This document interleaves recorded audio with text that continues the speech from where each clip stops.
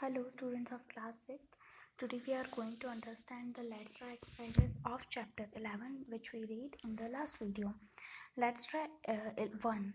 Write the meaning of the underlined word in the context to the sentence given. First one has been done for you.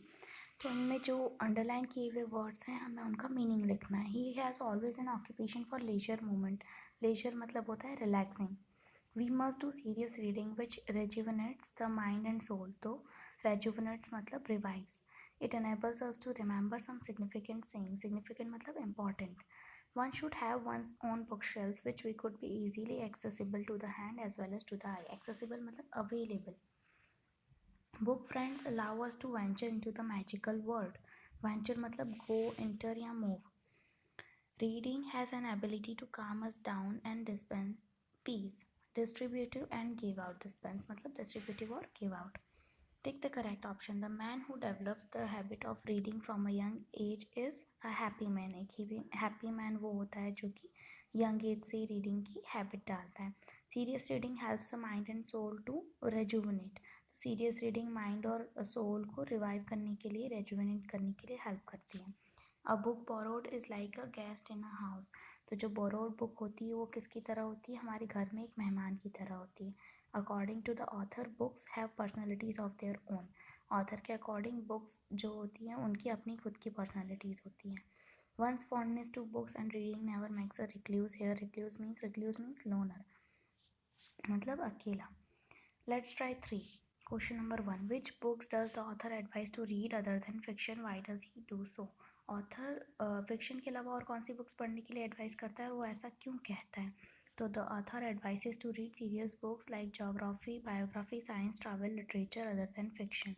तो हमें biography, history, science, travel, literature इन सबको fiction के अलावा पढ़ना चाहिए. Author को feel होता है जैसे कि हमारे लिए ये ज़रूरी है हमारे माइंड के लिए कि हम हमारे माइंड को भी हेल्दी फूड लें.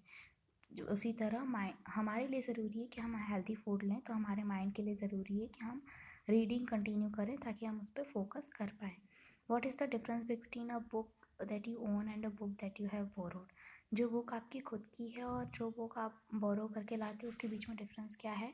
कि एक बोरोड बुक को किससे कंपेयर किया है? गेस्ट से कंपेयर किया है. Who needs to be treated with care and thoughtfulness. जिसको हमें ध्यान से और सोच समझ कर यूज़ करना पड़ता है. And when reading a borrowed book, जब हम किसी बोरोड बुक को लेते हैं तो हमें उसको ध्यान से और सोच समझ के यूज़ करना पड़ता है.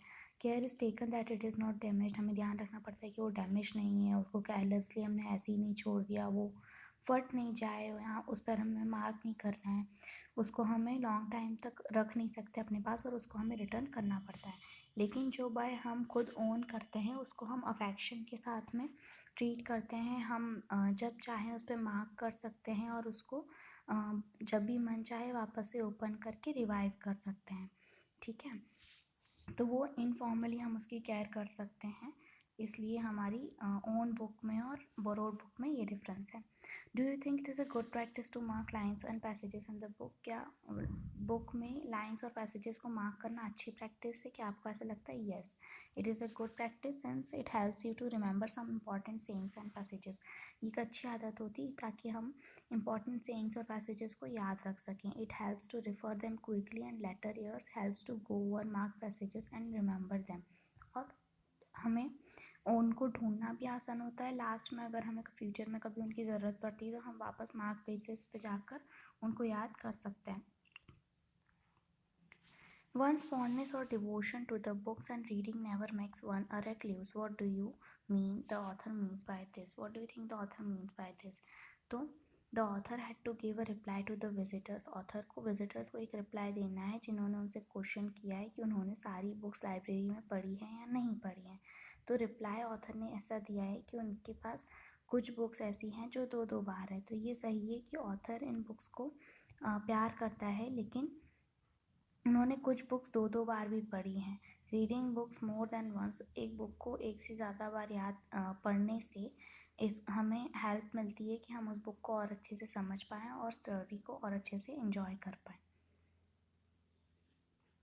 What are the benefits of reading a book? Reading a book के बेनिफिट्स, बुक्स रीड करने के बेनिफिट्स कौन कौन से हैं? Reading a book stimulates the mind, mind को स्टिमुलेट करता है.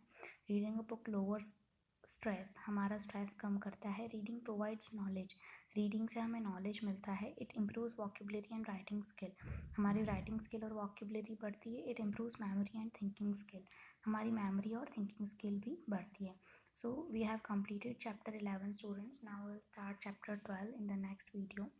So complete your copies as soon as possible and send it to me in the PDF.